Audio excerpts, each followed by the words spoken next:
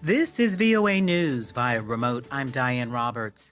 Whether the Trump administration can hurry a safe coronavirus vaccine into wide production has become a focal point of the 2020 election campaign, in which polls show Democratic nominee Joe Biden leading Republican and current President Donald Trump.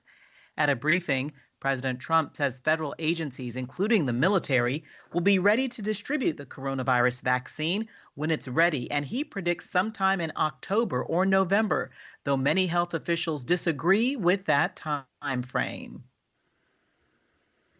We'll be all set, so as soon as it's given the go-ahead, they're doing trials, as you know, and as soon as it's given the go-ahead, we will get it out, defeat the virus. Joe Biden said Wednesday President Trump's refusal to take key steps to tackle the coronavirus pandemic, like instituting national guidelines on social distancing and testing, should disqualify him for the presidency.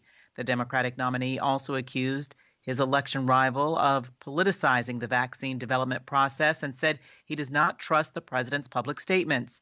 At a news conference Wednesday, Biden says he trusts scientists working on a vaccine, but he does not trust the president.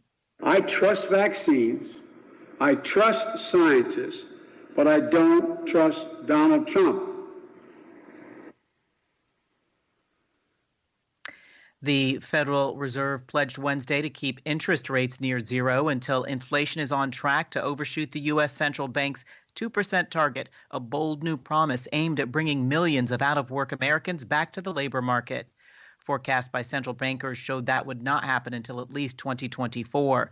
The new guidance marks the start of a vigorous monetary policy debate as the Fed shifts from a crisis-era focus on keeping markets afloat during the coronavirus pandemic to managing what it now sees as a recovery. This is VOA News.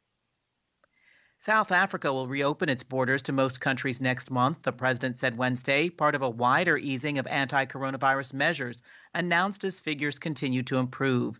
The continent's most industrialized economy closed its borders at the start of a strict nationwide lockdown March 27th to limit the spread of the virus.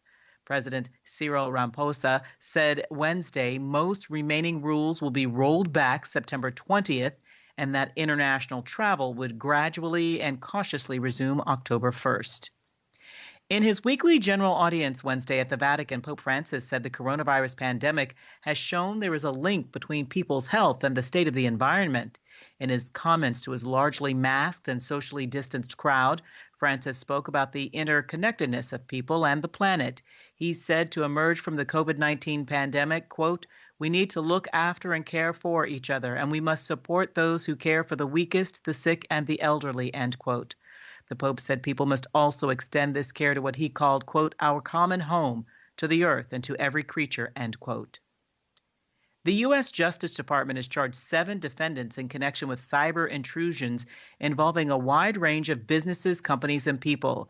At a Justice Department news conference, Deputy Attorney General Jeffrey Rosen says they are part of a cyber criminal scheme attacking more than 100 companies and institutions worldwide. We have unsealed 3 indictments that collectively charge 5 Chinese nationals with computer hacking and charged 2 Malaysian nationals for helping some of those hackers target victims and sell the fruits of their hacking. The alleged hacking effort from early 2014 until August 2020 targeted thousands of computers, including the networks of several companies in the $1 billion video gaming industry, resulting in millions of dollars in losses, law enforcement officials said.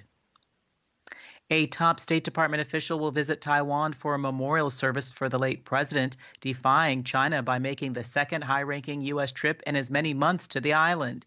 The Undersecretary of State for Economic Growth, Energy, and Environment is en route to Taipei for the Saturday service, the State Department said. The trip comes a little over a month after the U.S. Health and Human Service Minister visited, highlighting Taiwan's widely praised efforts to stop the coronavirus. And wildfires of unprecedented scope in the western part of the United States spread smoke across the nation and even into Europe Wednesday.